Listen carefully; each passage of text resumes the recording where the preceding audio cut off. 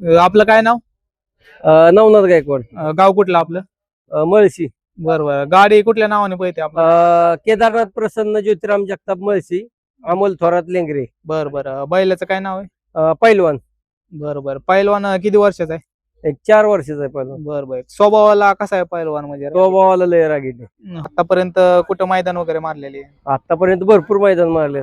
बरं. आता ज्यावेळेस आपण शर्यतीसाठी निवड करतो त्यावेळेस काय पाहिलं जातं त्यात? कसा प्रकारचा बैल पाहिजे? बैल आपण एकतर व्हिडिओ घेतो दुसऱ्यांची. बरं. जर त्या मापात बैल असेल तर आपण बैलाला हा म्हणतो.